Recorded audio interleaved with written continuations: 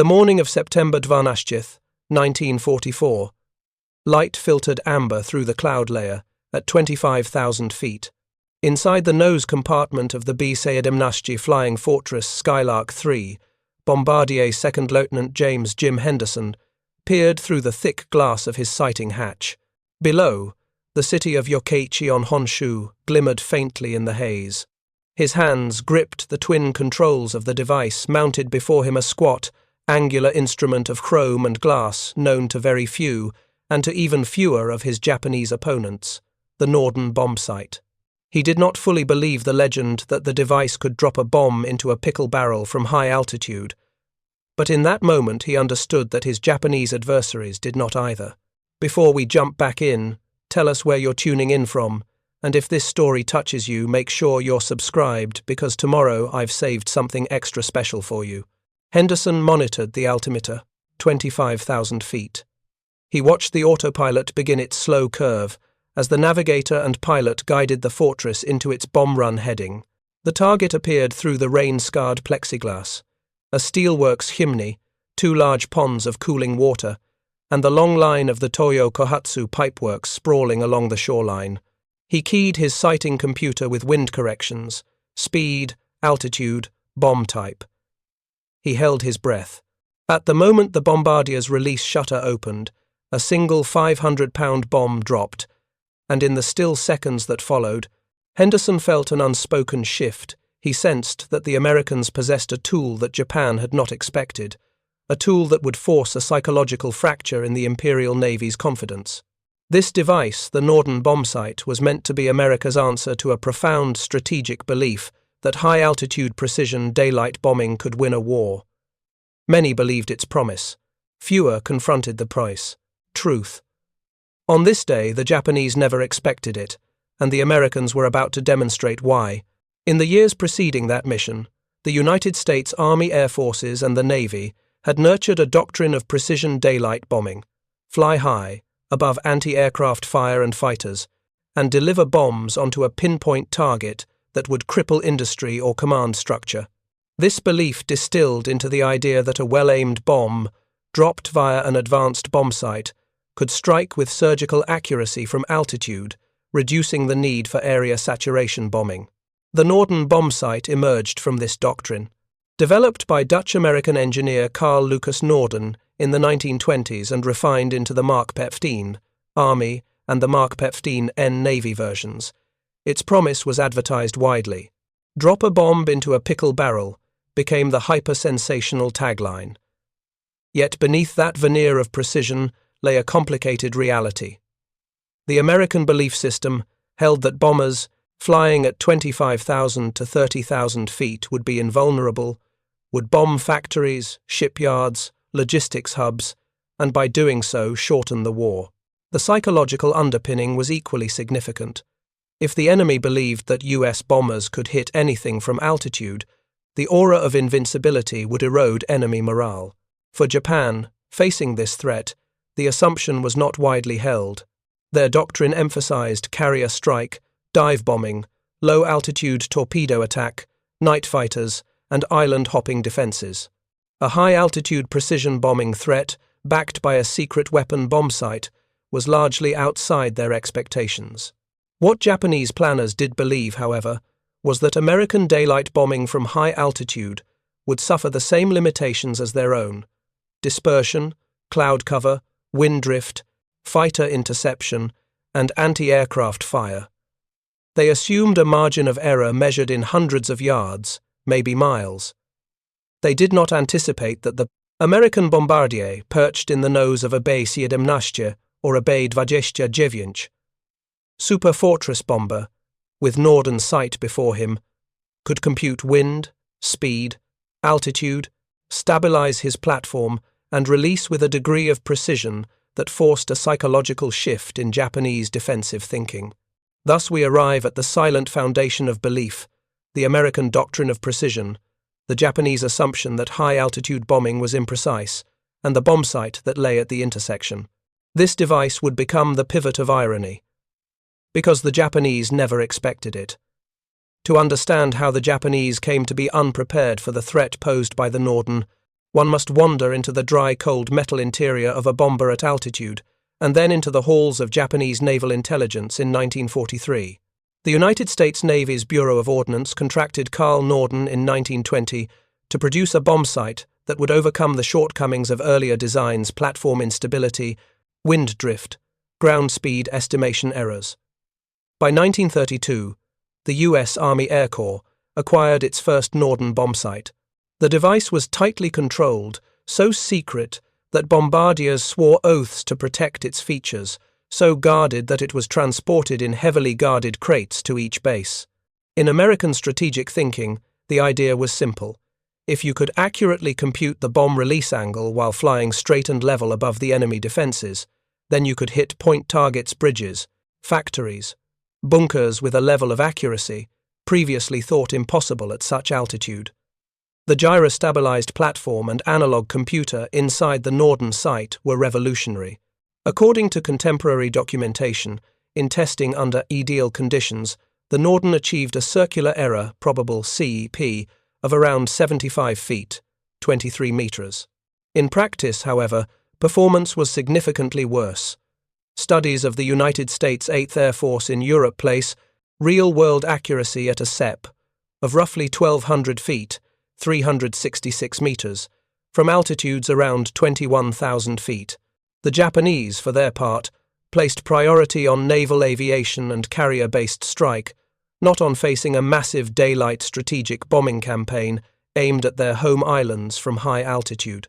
Their air defense systems emphasized searchlights, interceptors, anti-aircraft batteries, but were optimized for dive bombers and torpedo planes, not large formations of heavy bombers releasing large loads from 20,000 plus feet. As a result, the sudden realization that the Americans might deliver bombs with precision from altitude created a cognitive dissonance. From the vantage point of the Japanese bomber, interceptor, and radar operator, the sky had always promised dispersion, error margins. But now the American Bombardier held before him the controls of the Norden. The contrast was profound. Journeying back once more into the bomber, imagine the creaking of the B-17's airframe as it rose past 20,000 feet. The cold air bleating through the unpressurized nose section, the Bombardier wearing electrically heated gloves, because lubricating oils in the bombsight would congeal at altitude. In the waiting minutes before entering the bombing run, the Bombardier checked bubble levels on the stabilizer housing, set his initial altitude and speed inputs, and commenced the final calculations. He verified the autopilot coupling which would steer the bomber on the final run while he aimed the sight. He waited for the target to appear through the haze, and then aligned the crosshairs, monitored drift and release parameters. In ideal conditions, if the bomber flew straight and level, and if the winds were properly surveyed, the Norden would release the bombs at precisely the correct moment. In those moments, one felt in control of gravity and time. Altitude, speed, wind, motion, all captured in the machine and executed by human hand. Yet many missions were far from ideal. Cloud cover, evasive maneuvers, flak bursts, intermittent fighter attacks, any of these disturbed the bomber's straight and level run. The Japanese defenses, though they underestimated the accuracy, did not fail to fire or intercept. Their gunners did not stand still. They created disruption. Despite that, the Americans continued to believe that the Norden gave them an edge. In the Pacific, where Japanese air defenses were thinner and visibility sometimes better, America hoped the device could deliver strategic results. And therein lies the key irony. Japan did not expect such a device or doctrine to matter as much as it would, and the Americans believed it would. The psychological shift would come when the Japanese airmen looked up and realized that their assumptions about American inaccuracy were obsolete. The Japanese pilot who flew a Mitsubishi Zero over the Pacific in 1942 had trained for interceptions of torpedo planes, dive bombers, night raids. He did not expect a formation of B-29 or B-17 to fly above his maximum ceiling with a device that promised accuracy. The surprise was not just in the bombs falling. They knew bombs would fall, but in the notion that they could fall from altitude and strike nearer to their aim points than ever before. That expectation shattered complacency. The build-up to that moment of collision between belief and reality had quiet origins. The American Bombardier training regimen expanded rapidly after the United States entered the war in December 7, 1941. The training for bombardiers using the Norden site stretched through up to 18 weeks of coursework, where students learned how to operate the bombsight, interpret drift tables, work alongside navigator and pilot, and execute a straight and level bomb run under simulated combat conditions. Meanwhile, production of the bombsight itself lagged. Manufacturing a complex analog computer with gyroscopes, servos, and stabilizers was non-trivial, and the Navy's sole source arrangement with Norden's company caused delays as the Army Air Forces struggled to acquire sufficient units. Preparing and narrating this story took us a lot of time, so if you are enjoying it, subscribe to our channel, it means a lot to us. Now back to the story. By mid-1943, American bombing doctrine had crystallized, daylight precision bombing of industrial targets deep in enemy territory, using formations of heavy bombers escorted by fighters. The Norden site was central to that doctrine. On the island of Tinian in the Pacific, crews of B-29 fitted with Norden sites prepared for missions over Japan. The Japanese home islands, with dispersed industry and hidden manufacturing, seemed immune to the quick knockout blow many strategists hoped for.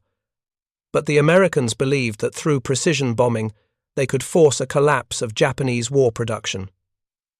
Assumed that material attrition, submarine blockade, island hopping, and air superiority would come first.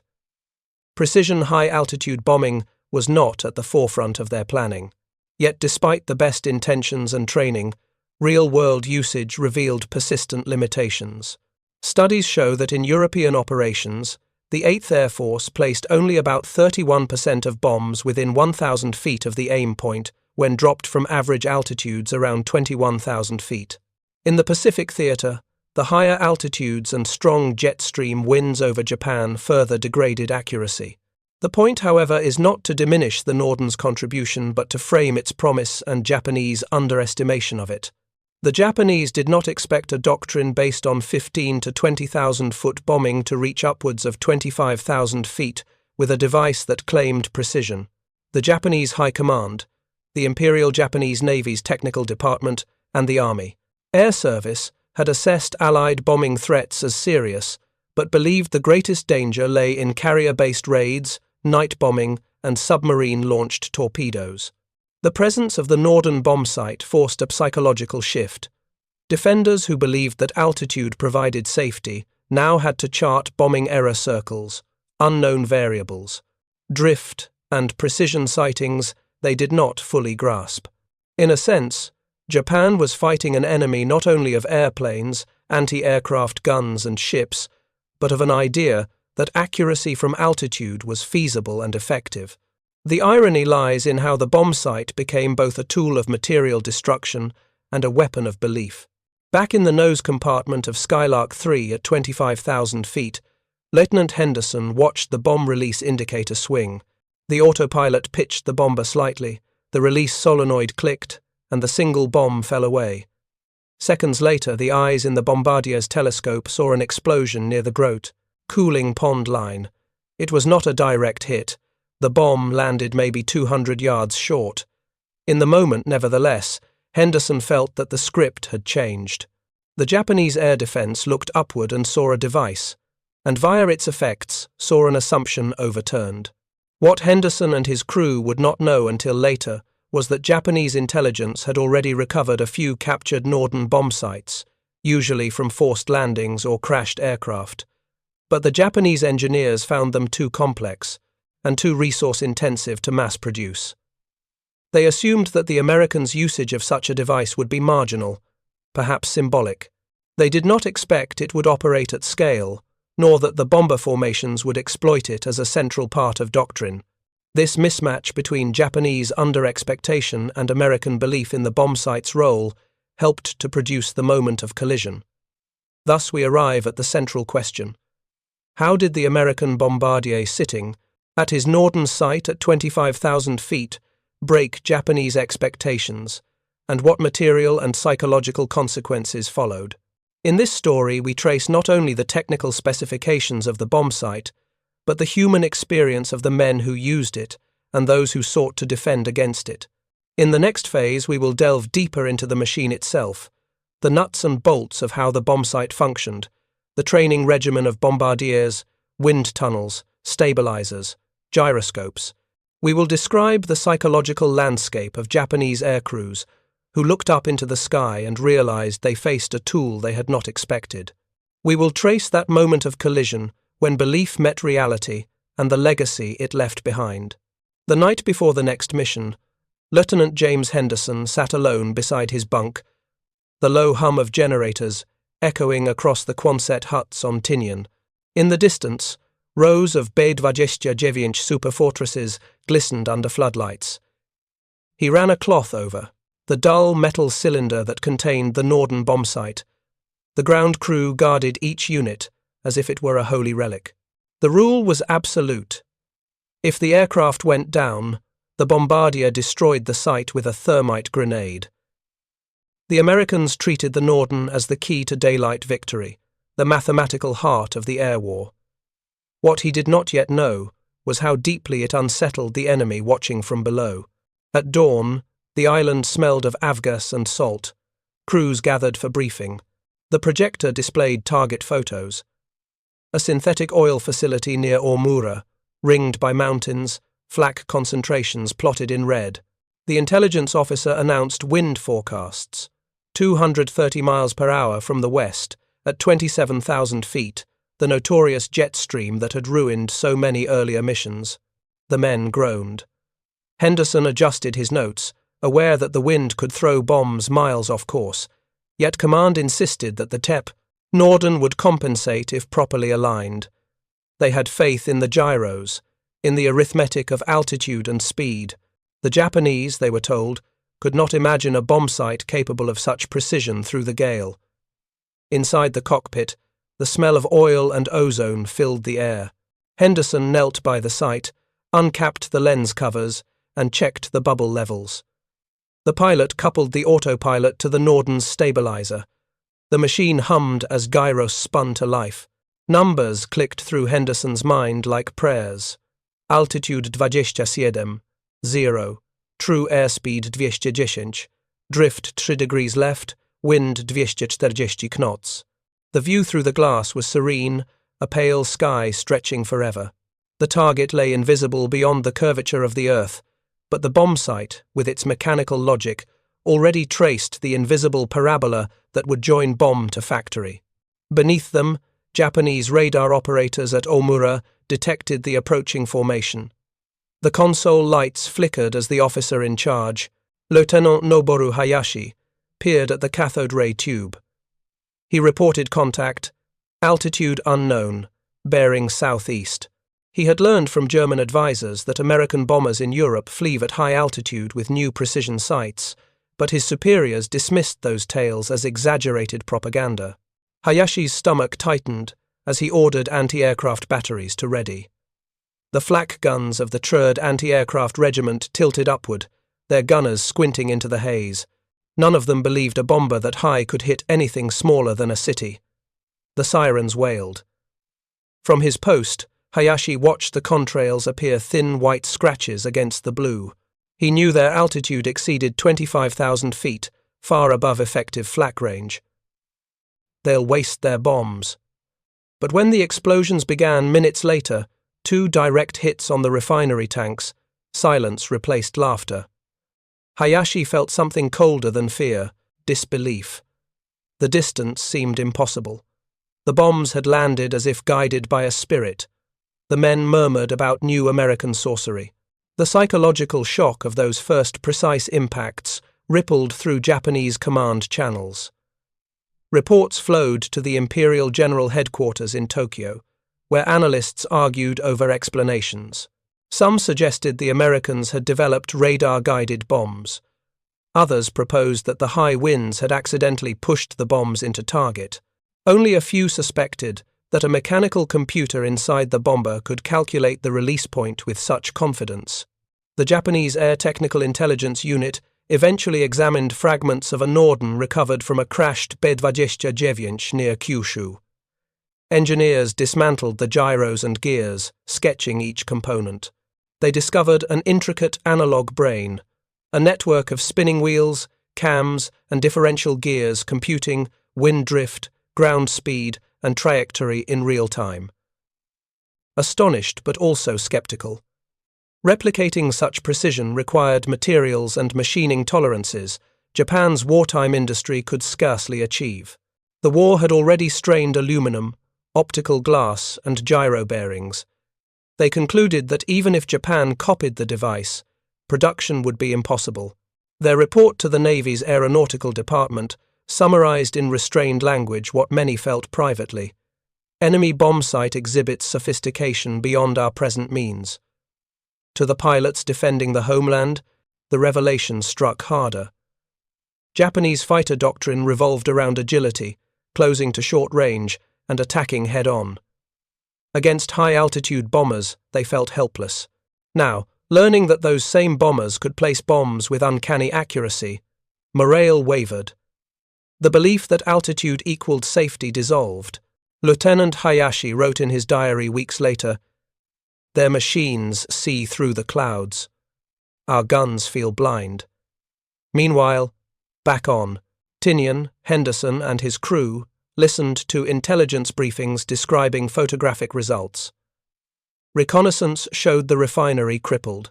The analysis officer traced circles on the photo, with a pencil impact points within 300 feet of the aim point. The men cheered. For once, the Norden had lived up to its myth. Henderson felt vindicated, though he knew luck and weather played their part.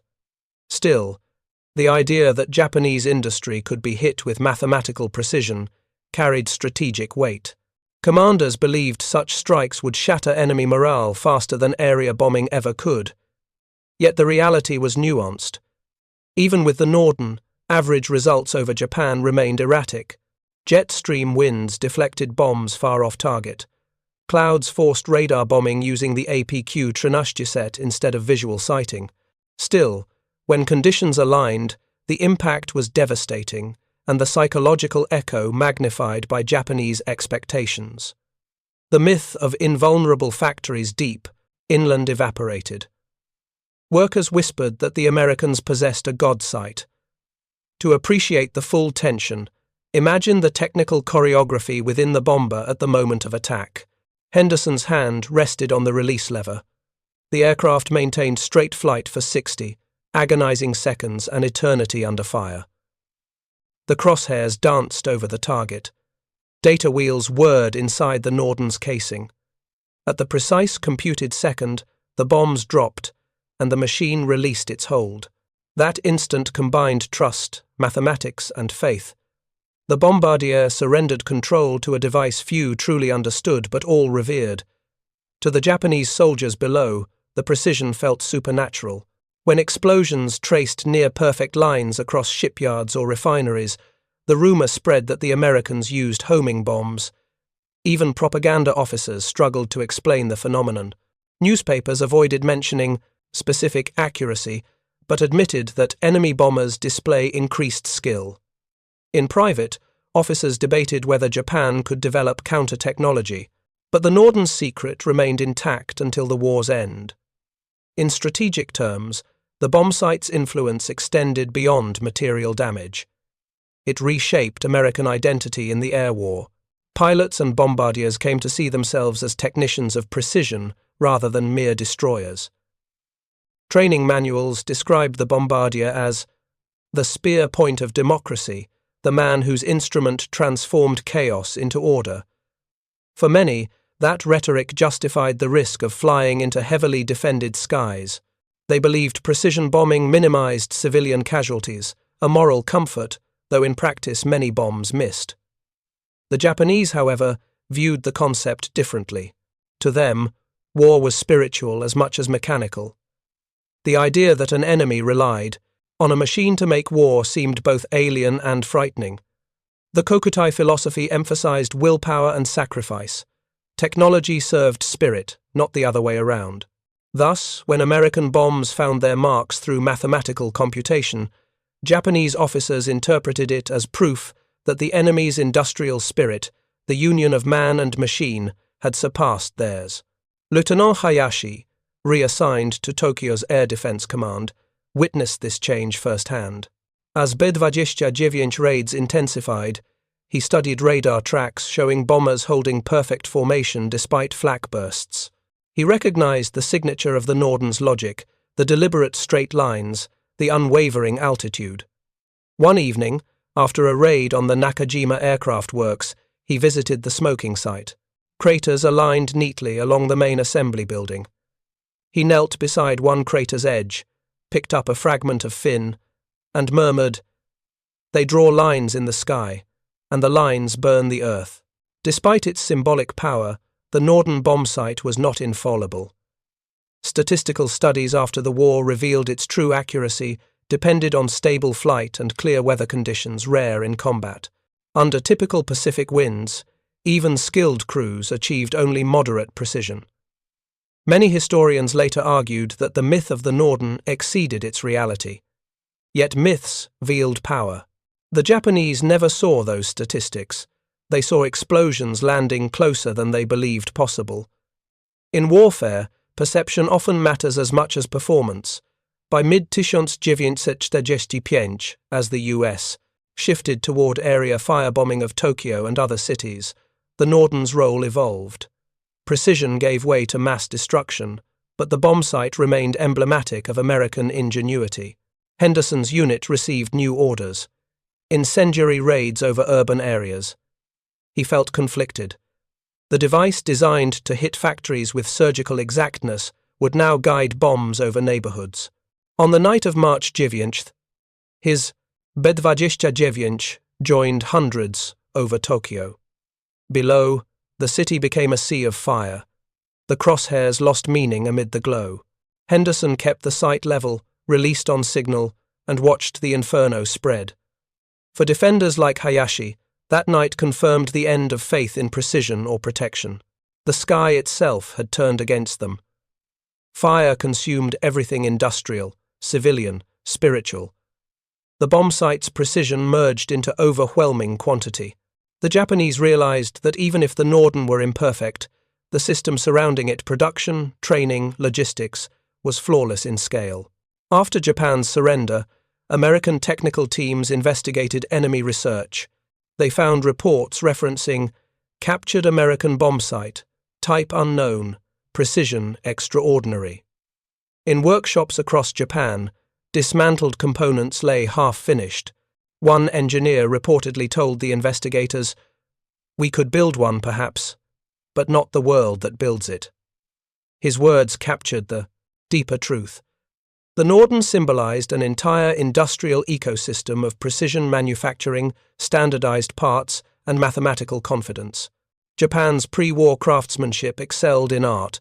America's wartime craftsmanship excelled in replication.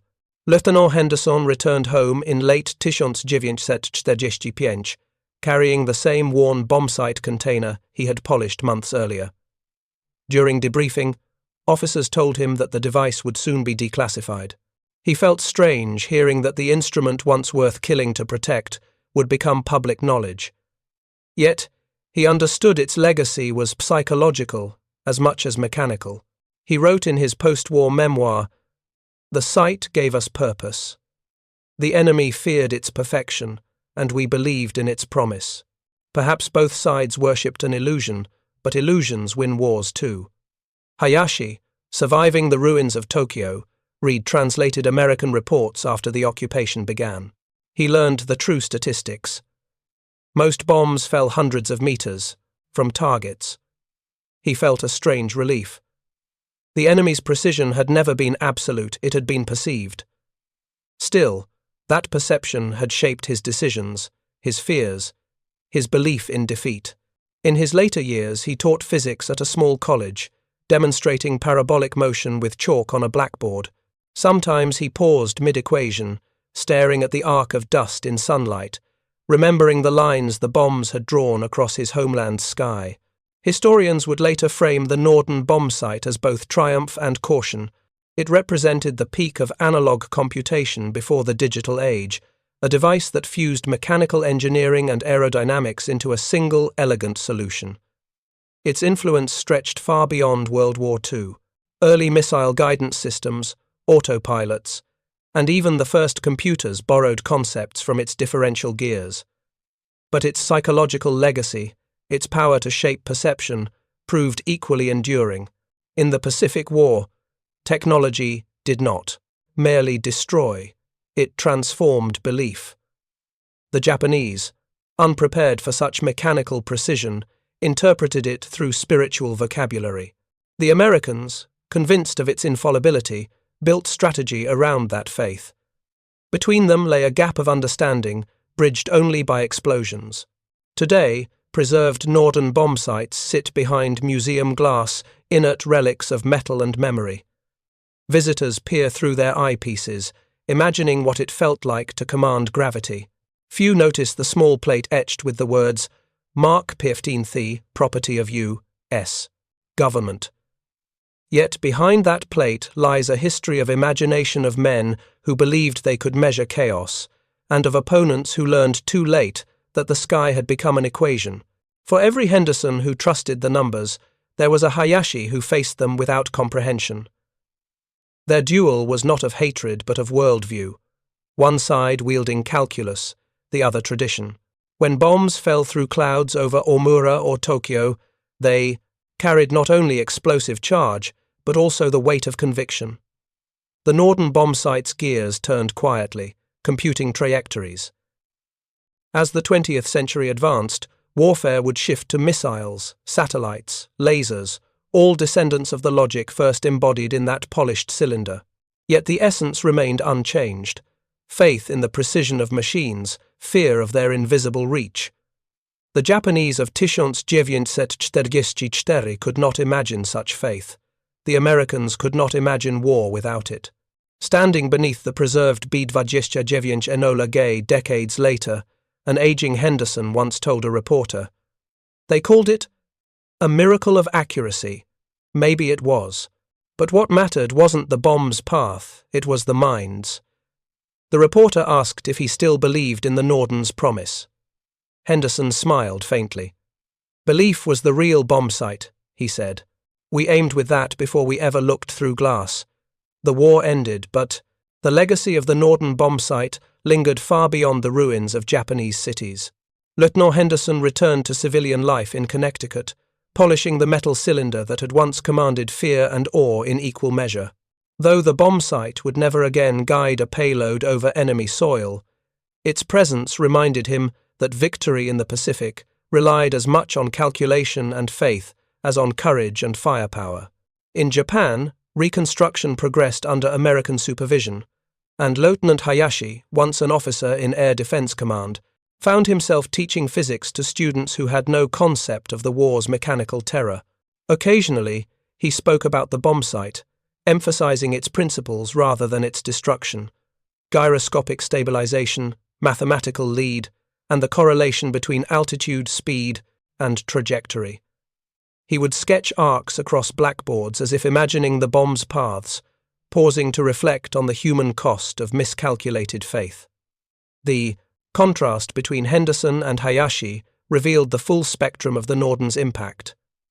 For Henderson, it had represented mastery over chaos, the ability to impose order on a turbulent sky. For Hayashi, it symbolized the intrusion of foreign logic into a worldview governed by tradition and spirit. Both men acknowledged the power of machines, yet only one side had fully integrated that power into a strategy that reshaped the conflict. Across the Pacific, the United States military continued refining systems that had begun with the Norden. Analog computers evolved, incorporating lessons from B-29 operations, influencing early inertial guidance systems for missiles, ships, and artillery. Each innovation relied on the fundamental truth demonstrated by the bombsight: precise mechanical computation could transform human capacity in high-speed, high-stakes environments. Strategically, the bombsight shaped doctrine and enemy behavior alike. Japanese commanders, fearing near-perfect accuracy, dispersed resources, strengthened defenses, and altered production schedules.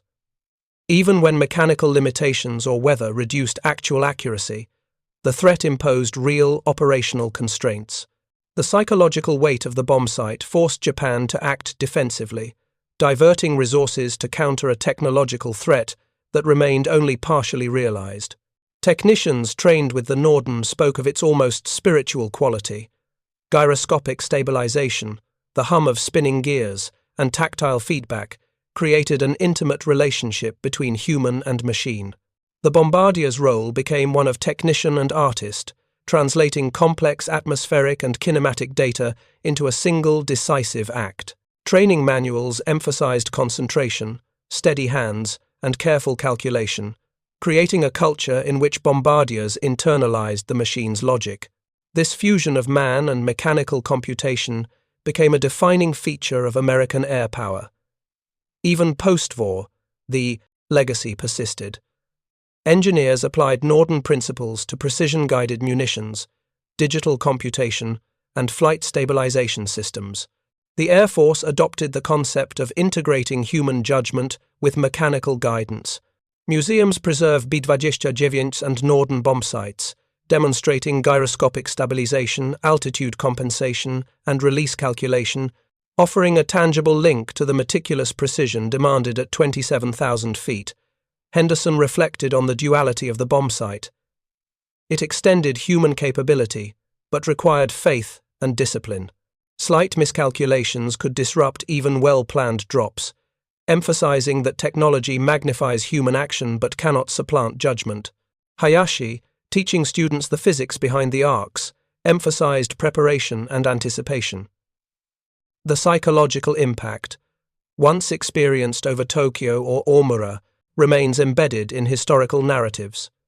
Japanese memoirs recount a sense of inevitability, a perception that Americans could strike with near-perfect precision.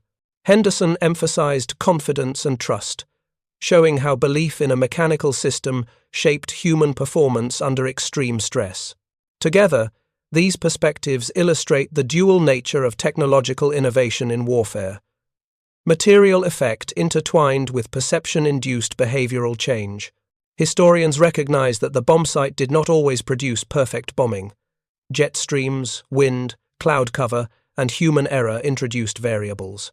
Yet crews trained on the Norden consistently achieved better results than those without it. Its integration into broader systems of logistics, strategy, and crew proficiency magnified its effect. The sight functioned as both a mechanical aid and a training tool, requiring bombardiers to systematically consider trajectory, wind, altitude, and timing. The Japanese experience highlighted the asymmetric impact of perception. Despite ingenuity and craftsmanship, Japan could not match the scale or consistency of American high-altitude bombing. The mere possibility of precision strikes constrained tactical flexibility, compelling dispersion of resources and defensive adaptation, often introducing inefficiencies that further advantaged the American campaign. In classrooms and museums, the bombsight teaches enduring lessons. Visitors trace arcs through the lenses, imagining the meticulous calculations performed at high altitude. Engineers study its gyroscopic stabilization and mechanical computation, recognizing its role as a force multiplier of both perception and action. The sight's legacy persists not only in engineering innovation, but also in the study of decision-making under pressure. The story of the Norden bombsight is ultimately a story of duality. Human judgment paired with mechanical precision, material effect paired with psychological influence, and faith paired with fear. Henderson and Hayashi, though on opposing sides, demonstrate how technology interacts with belief to produce consequences far beyond the sum of its parts. The bombsight transformed not only the air war, but also the understanding of warfare itself. Technology amplifies action, belief magnifies impact, and the integration of man and machine produces effects that resonate long after the conflict ends.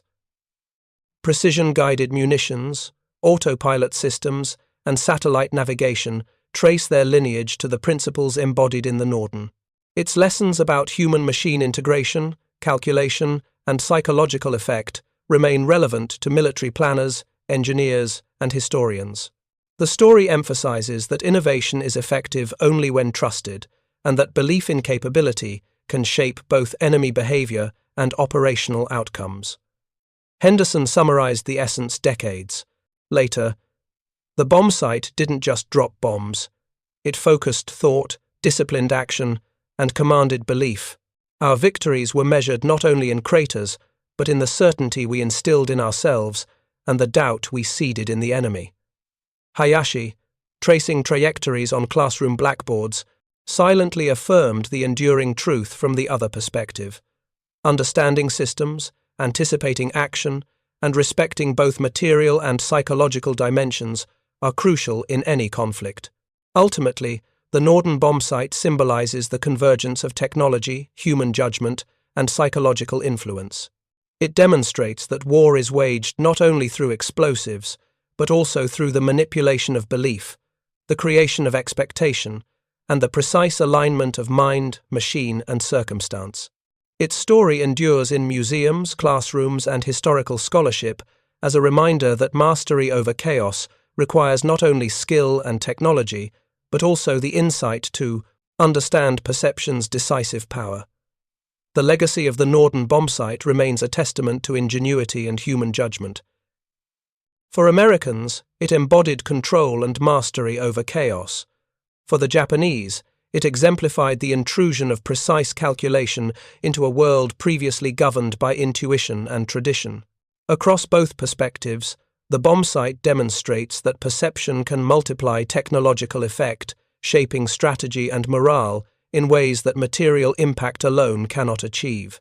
Even today, its lessons resonate in the study of conflict and engineering. Systems designed for precision require not only mechanical sophistication, but also human understanding and trust. The psychological impact of perceived capability can alter behavior as decisively as tangible results. The story of the Norden bombsight exemplifies this principle, illustrating how skill, technology, and belief intertwine to shape history. Henderson and Hayashi never met, yet their experiences remain linked by a single device. One guided bombs with meticulous calculation and faith. The other reconstructed arcs to understand and teach. Both reflect on the power of human judgment interacting with mechanical precision and the subtle, enduring influence of belief in determining outcomes. The Norden bombsight's gears and gyros, though silent now, continue to turn in history, echoing through decades of study, reflection, and understanding. In the end, the bombsight teaches that innovation is most potent when combined with human skill, that perception shapes reality as effectively as mechanics, and that belief can be weaponized to produce consequences far beyond the sum of parts. Its legacy endures in military strategy, technological design, historical scholarship, and the understanding of human decision-making under pressure. The story of the Norden bombsight, spanning oceans and decades, remains a defining example of how mastery over calculation, perception, and belief can transform both war and history itself. The shadow of the Norden bombsight stretched far beyond its immediate wartime application. In 1945, as B-29 crews returned from the ruins of Japan, the machine's influence was already apparent in both military doctrine and industrial planning. For the United States, the bombsight represented not merely a tool for destruction, but a proof of principle. Precise, high-altitude bombing was feasible, but only when combined with rigorous training, disciplined procedures, and a meticulous understanding of both machine and environment. Crews had spent months calibrating, rehearsing, and simulating missions to ensure their calculations were flawless. Their success rested on the integration of human judgment with mechanical computation, a combination that magnified the effectiveness of American strategic bombing. Lieutenant Henderson, reflecting in his post-war home in Connecticut, emphasized that the bombsight was a bridge between abstraction and action. Its gyroscopes, precisely balanced and spinning at thousands of revolutions per minute, translated complex mathematical principles into visual cues, interpretable by the human eye. The Bombardier no longer had to calculate trajectory mentally under the stress of high-altitude flight. The Norden performed these calculations continuously, adjusting for drift, airspeed, altitude, and even minor turbulence. The human operator's role became one of observation, verification, and precise timing, a partnership with the machine that required both discipline and trust. Meanwhile, Japanese officers like Lieutenant Hayashi processed the aftermath in a more philosophical light. For them, the Norden embodied the intersection of science and inevitability. Defensive measures, previously based on intuition and experience, had proven insufficient against this combination of altitude, velocity, and mechanical precision.